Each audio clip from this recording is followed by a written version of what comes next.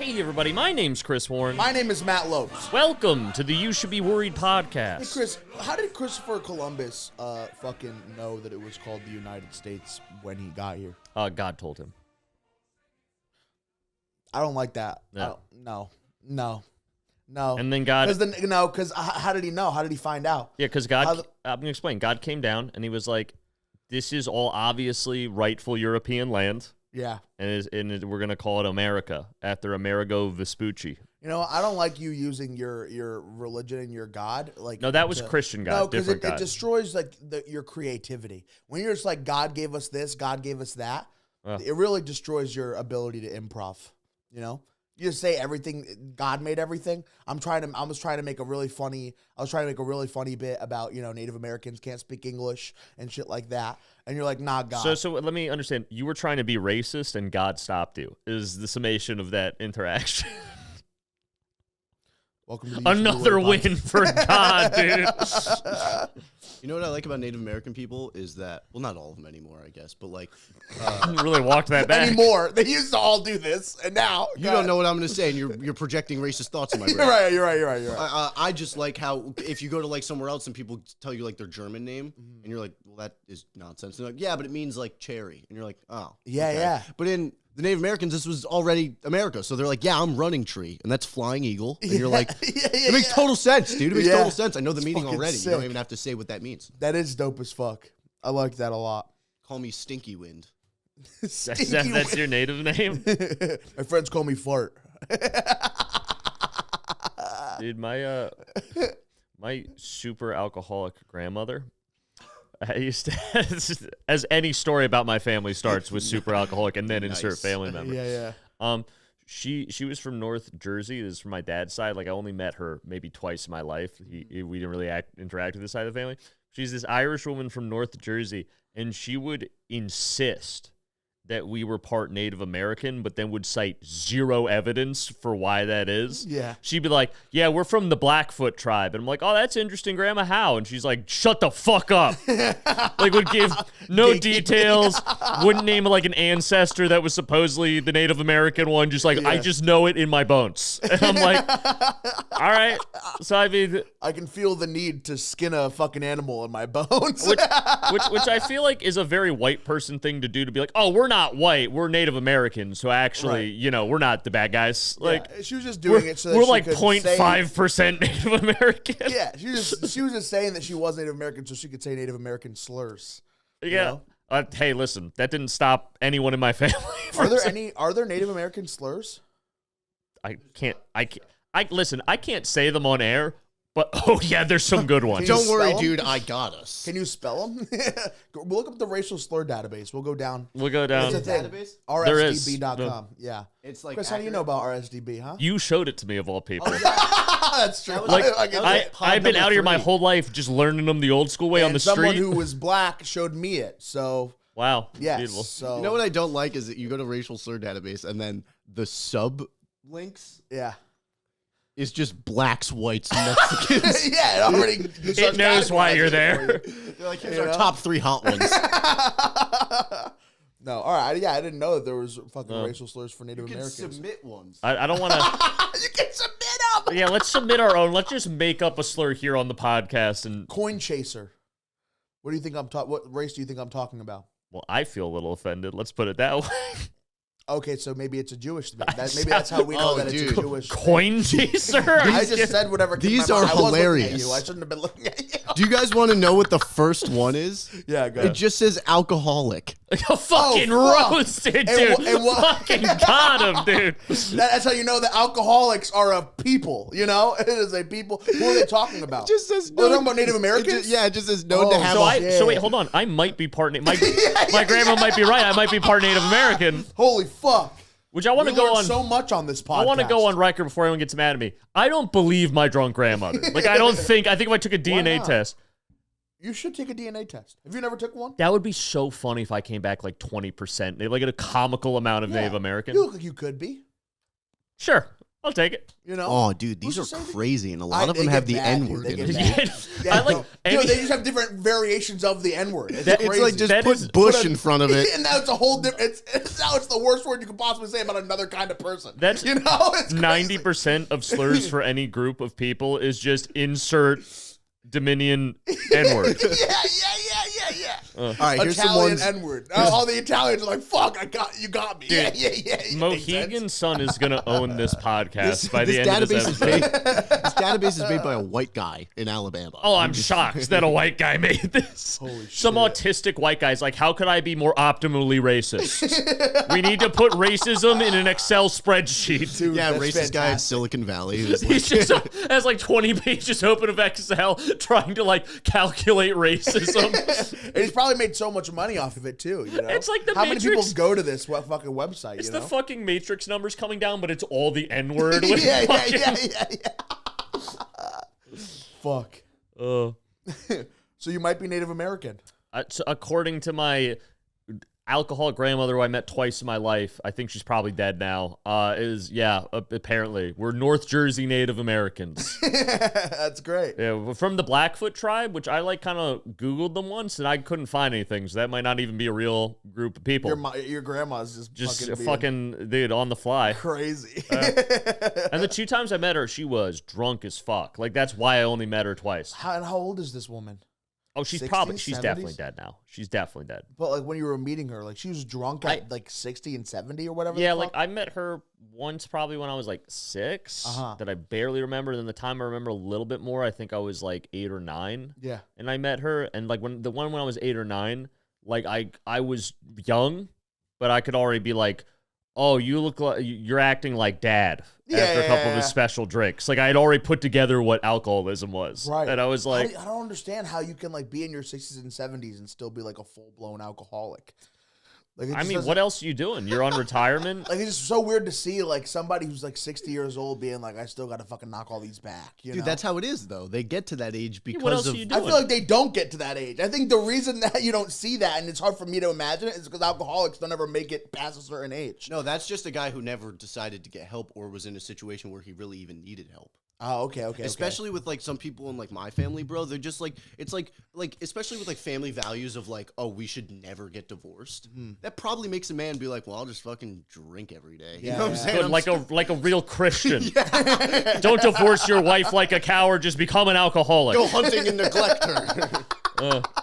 That's well. Also, I think if you progress, like sometimes it's cool. Like you won't be an alcoholic your whole life. Yeah. And then you'll hit retirement, like you're 65 or whatever. You got nothing to do. You saved up the money, so you're just chilling. Yeah. Like I guess I'll just, it's basically vacation. I'll just drink for like the first week or 2, Jesus and then that just turns into the next decade of, dude. Like my grandma was in a wheelchair. She could walk, but she was so drunk that she just like had to be in a wheelchair and get pushed around. It was like, Holy that was, shit. that was about That's insane. Chris's grandma is the fucking what are they selling lady? In Legit. yeah, dude. Just the spine. What are they selling? don't- Scotch. I love scotch. I've never seen like my Italian grandfather, my mom's side. He has no like I've never seen him drink alcohol. But he smokes cigarettes, but like I've never seen him drink, you know? Just like me. I'm trying to be like, what the fuck? Like why? What might his reasoning be as to like why he doesn't drink at like his old age? You think alcohol, like some people who like don't really like if he drank when he was little, do you think when he got older, like the just need to drink might go away for some people? I think for sure, because like here's how I kind of like started realizing I had a problem. Yeah. Is because like, and this is for a lot of alcoholics, is like in college, classic story. It's like everyone's drinking hard. That's what you do in college because you're away from your parents for the first time. You can have access to liquor and you're just having fun, partying. You don't really have a lot of responsibilities. Yeah. So like I was drinking a little more than everyone else, but also like everyone was also drinking. Right. So it was kind of normal. And then college ended and I kept drinking like that as like a full-grown adult and other people stopped. Yeah, because just drinking for a lot of people is just like a social setting thing. Well, because also it's like drinking on a Tuesday in college, if you didn't have classes till the afternoon the next day, was fine. Everyone's like, oh, yeah, that's fun. Whatever. We'll like watch a movie, get drunk, play video games. Yeah. But then like you're getting drunk on a Tuesday before work. Yeah, Everyone's yeah. like, yo, dude, what's going chill? Right. So I feel like it's my grandfather. Yeah, it'd be hard for my grandfather to be like, gotta crack all these back when he's living in a house with like his old wife and then his grandkid who has a daughter that's just living with them. So like he's living with 3 other women of all like different generations, and he's just like, I have no one cool that I can drink with anyway, you know? I mean, like that doesn't stop some people. Some people will just drink, go out into the garage and working on the car, and then just like sit and listening to the radio, like listen to Yankees on the radio, stare drinking. at the trees and just fucking. But he's really, that's what he does with cigarettes. My grandma hates that he smokes cigarettes, and so he always goes downstairs and like gets away from, because she can't do stairs. So like, hell yeah! You put her walker at the top. He can do anything he wants at the bottom of those stairs, you know. It's his true man cave. Exactly, dude. His world is his fucking man cave. He keeps her on the 2nd floor of the house. She never leaves the house. The world is literally my grandfather's oyster, dude. That's beautiful. Good for him, man. Yeah, dude, it's great. But like, she'll yell down at him like, "Are you fucking smoking?" And he'll be like, "No." Like, how's she gonna check? I'm trying to think. I'm just thinking. Leave me alone. Dude, so I had something interesting. I had something that I thought was really cool. Everyone I've told about doesn't think it's as cool. Okay. That happened to me this weekend. Or sorry, earlier this week, like on Wednesday. Gotcha. So on Wednesday, me and Mike went in, and Mike Massaro, great friend of the podcast. Big good boy, yeah. Big boy Mike Massaro, who complains that every time I mention him on the podcast, it has to do with gambling, and this is yet another story of that. So I apologize, Mike. Did you go gambling on a Wednesday? What the fuck happened? I'm unemployed. I do whatever I want. Oh, no, dude. It's the government's money I'm gambling. So like at the end of the day. That's fucking bad. That's cool as fuck. So we do a mic, and then afterwards we're like, only like 20 minutes from, do you want to go to the casino? And I'm like, fuck yeah, let's go to the casino. So we go to the casino. Classic story of me and Mike at the casino. Within the first 20 minutes, we're both up a couple $100. Yeah. Like I think Mike is, because you guys are good gamblers. Yeah, like Mike's up 600, I'm up like 300, and we both are like, wow, we're so good at gambling. Why have we not done this in forever? Why were we scared? Full-time job. That was in the moment we're like, yeah. And so we thought about leaving, right? Because we're like, we're up collectively like $1,000. Like this is pretty good. And what the fuck? But here's what our logic was: like, let's double it. It's not even that. It was like, well, it's only been 20 minutes. We didn't come to the casino to just hang out here for 20 minutes. We're gonna make a night of it. Like we're supposed to have fun. So then our dumbass logic was like, okay, we're gonna mentally put aside, like the money we've won and only spend another 100. So even if we lose the 100, we're still up. We're still up 800 collectively. So it's like we'll do that. Once we get ran out of that 100, we're like, we gotta dip in. We gotta dip in. Yeah. Lost all the money. Jesus, lost every single dime of the money, dude. Idiots. And so then it's 1 o'clock, and we're like, fuck. We did it because we're chasing trying to get the money back. It's 1 o'clock in the morning. Like we gotta go. So we leave the casino in Springfield. Shouts out MGM, and we're driving home. And we stop at the Exxon Mobil station, like right outside Springfield. And just to context for this story, I am not wearing my hat. Okay. Wait, so you got the Yom'd? So I'm Yom'd up out on the streets. I got a full, and I have like a big colorful one on. This was like my dress yarmulke. What's the reason for not wearing the hat? It's just some days I don't feel it. Okay. Yeah, you've seen me Yom'd up. Some days I just don't wear it.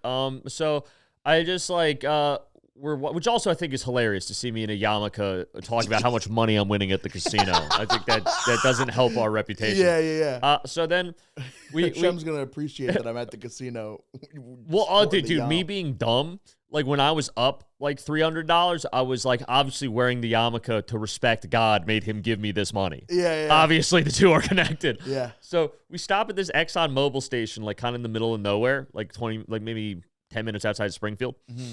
And we get out, and I'm Yom'd up. And then Yom'd up is a great T-shirt. It's a good T-shirt. And then Mike looks or on a print for a yarmulke. Yom'd up. Oh, that should be my merch is yarmulkes, dude. You totally should. And then Mike is like he's Sicilian, so he's like a little racially ambiguous. He can be kind of whatever you want him to be. Yeah. So Palestinian. Oh no, Pakistani. So we walk into this gas station, and there's this guy that's clearly fucked up, right? Clearly fucked up. And he's just like, hey, what are you guys doing here? What are you guys doing here? And we just like, okay, like this guy is just a bum. He wants money. Yeah. And so he kind of like corners us. And he's like, what are you guys doing here? And we're like, oh, we're just, passing through. We just went to the casino. He's like, oh, you have a lot of money? And we're like, no, we lost all the money at the casino. He's like, yeah, so like, what are you getting into in Springfield? Like, it's starting off, and then I think, oh, he's trying. Just a conversation with a stranger? Yeah, he approached us. He, like, very forcefully approached us. It wasn't really an option to opt out of the conversation. I don't like that. Already bad vibes. It gets worse.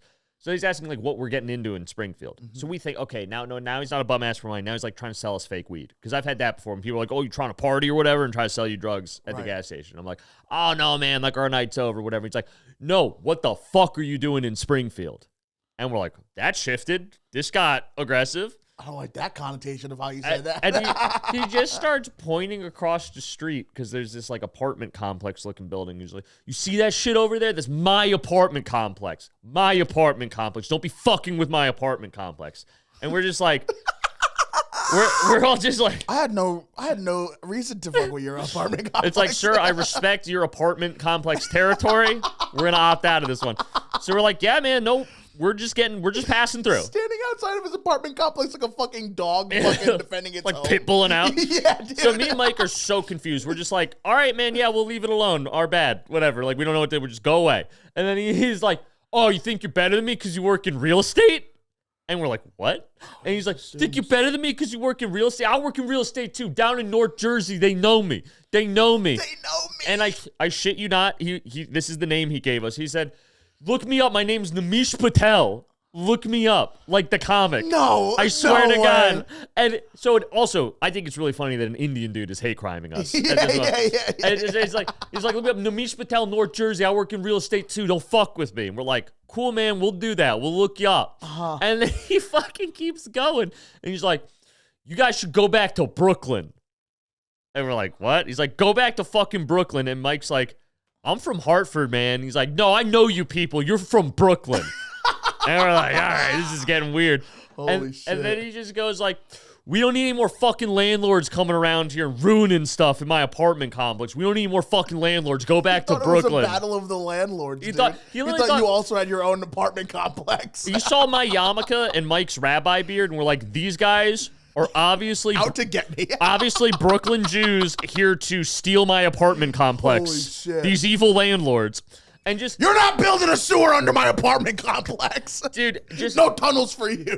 Literally, we look to like the gas station attendant because we're uncomfortable, and he just looks at us like, this happens every day. Like, he was not bothered. He was just like, I don't give a shit. Like, this is normal. Oh my God. And the guy just kept screaming about how, like, we're landlords and we need to go back to fucking Brooklyn and, like, we're not welcome in Springfield. So me and Mike just got the fuck out of there. We're like, all right, we're good, we're gone. And we get in the car, and I'm still, like, processing what just happened because it was freaky because he came outside and was, like, yelling at the car. You guys were on your way to Shell City. What'll it be, fellas? You're like, let's get back in the sandwich car. Then we got in the back of the Krabby Patty mobile. And dude, Mike just looks at me we're driving in silence for about a minute because we're just like freaked out because it was a little scary. Like, the guy was big and he was getting real aggressive. Yeah. And Mike just goes, hey, I think we just got hate crimed.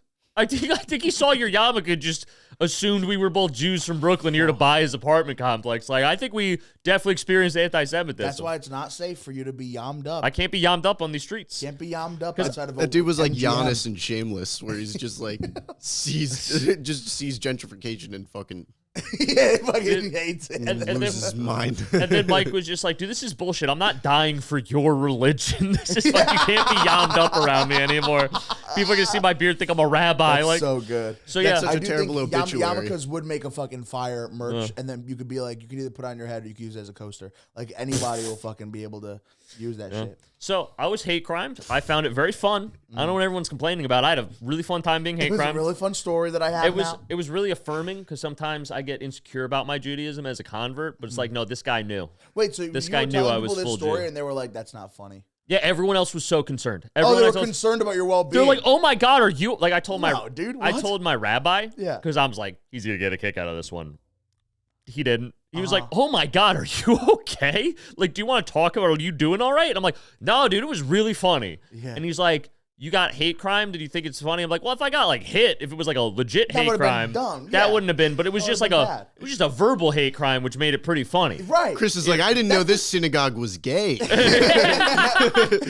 Talk about That's it. fucking, that's so sick. Like how like It's weird. Like racism, like nowadays, if it's like a physical, like you got fucking beat and shit like that, obviously horrible. Not fun. But like racist people who are harmless physically are just like cartoons now. It's hilarious. It's a fun thing to watch, you know? Like they're wrong, and it's just it's funny to watch them like geek the fuck out and like and let their little like 1950s like parents, what their parents instilled in them, come out and like onto other people. Well, That's funny. It's also that thing where like if you're being openly racist in public, 9 times out of 10, you're a little mentally disturbed. I was just gonna say it's the equivalent to like when you're in school as a kid and there's the kid who's like getting mad at everything you like, and it's to a point where you're like, oh, he's just showing clear signs of like a bad home life. I can't even get mad at this kid. Right. Because if you have any monochrome of like self-awareness, you're like, oh, being racist in public is going to end bad for me.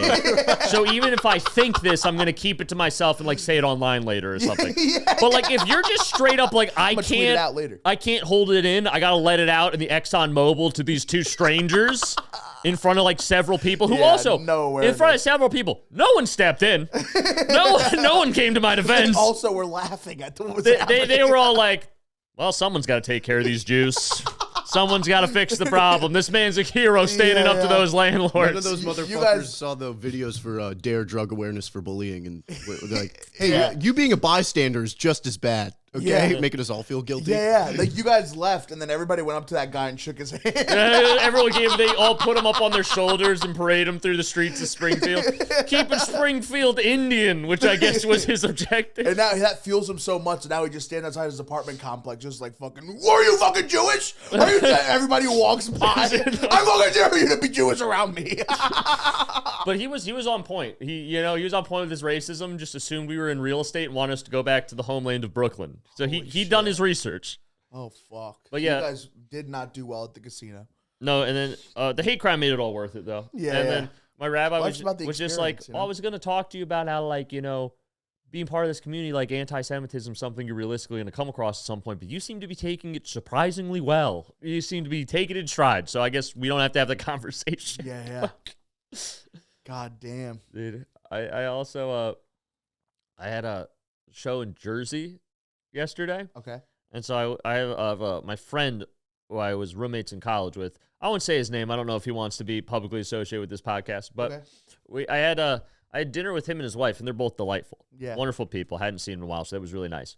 But we're meeting up, and it was just one of those moments where I realized, like, people be taking really different paths in life. Oh, yeah. Because I'm sitting down with them.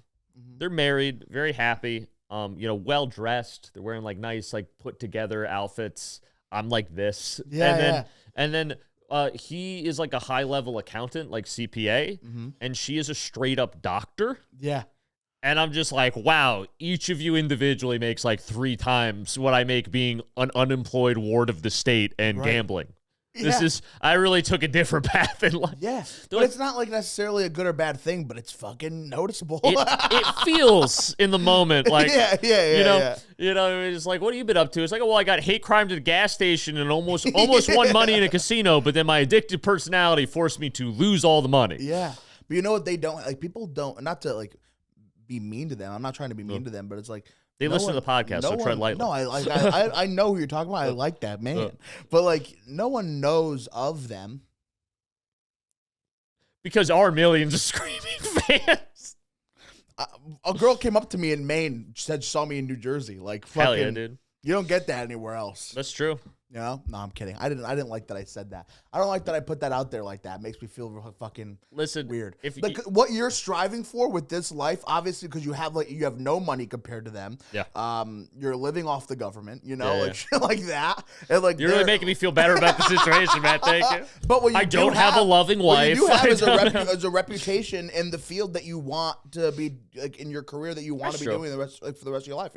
So like it has its ups and its downs. Like there's no way that like you walk around New Jersey and some people probably have seen you on a show before, Yeah, it was cool. We had some repeat people on the show that like see me there before that like came up. I got talked to. Also at that show, I don't know. I'm not into wrestling, so this didn't really mean anything for me. Yeah. But some other people, I don't know if our fans are wrestling fans. There was this guy that came, was a cool old dude, really tall, and I ended up talking because you know that show in Bloomfield, like everyone kind of like mills about afterwards, kind of like a hang afterwards. So like I was talking to him and he was like, "Oh, great set, man." And I'm like, "Oh, thanks, dude. I really like your pants," because he was wearing like these cool. I don't know how to describe them. Like they were just cool pants. Yeah. And they were like weird intricate sweatpants with like a design on them. Okay. And so then like he was like, "Oh, thanks, man." We just like start talking for a couple minutes, and then he leaves. And someone comes up and he's like, "Dude, do you know what that was?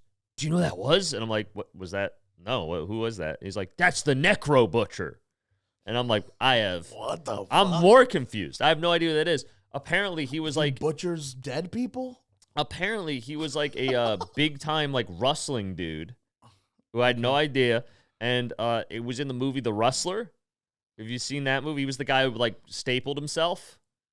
His whole thing apparently was like just getting covered in blood in the ring. Just that's a really good movie. Yeah, great movie. He was the guy who was like doing all the barbed wire. Yeah. He played himself in that film. Oh, really? Yeah, so he's the real Necro Butcher and he played himself in that film. So everyone was like, "Oh, that's so cool." And I'm like, I still don't understand why he was really nice. Yeah, so shouts to Necro Butcher if you're out there. I had a very nice conversation with you. So weird, dude. But Necro Butcher doesn't sound fire. Necro means like dead, right? Yeah. And then butcher, so like he cutting doesn't up dead kill bodies. alive people. He just mutilates the carcasses of people who used to be alive. Kind of fucked up, honestly, dude. it's like I don't know. It's demented as fuck. So if that's what you're going for, like great. Yeah. But I guess that's the closest thing. Or I guess it is the first famous person I've had watch my comedy. So that was cool, I guess, on some level. Thank you guys so much for watching this week's episode of You Should Be Worried. My name is Matt Lopes. You can find me everywhere at Matty Fucko. Watch the sketches that we put out with In the Making ITM. Follow them on Instagram, YouTube, TikTok, all those places. You could also follow the podcast at You Should Be Worried Pod on Instagram, at Be Worried Pod on TikTok. And obviously, if you watch the whole way up until this point, please leave a comment, subscribe, show us that you love us, and we love you guys. We're so happy that we got to do this podcast. Chris, go ahead. Hey, everybody. As always, my name's Chris Warren. You can follow me at Chris Warren Comedy on Instagram and TikTok. Got all my comedy dates up there. Got cool history videos up there. You can DM me if you want to talk. I've been having some lovely conversations about the Bible with several of our listeners, so that's been fun. I don't want to talk about the Bible. Never mind. And, or whatever you want to talk about. And, that's it. Thank you for watching. Chris only talks about the Bible in his DMs. I have like 3 separate DM messages going on with fans, and it's all about the Bible. It rules. Thank you guys so much for watching. We'll see you guys next week. Have a good night. Have a good week.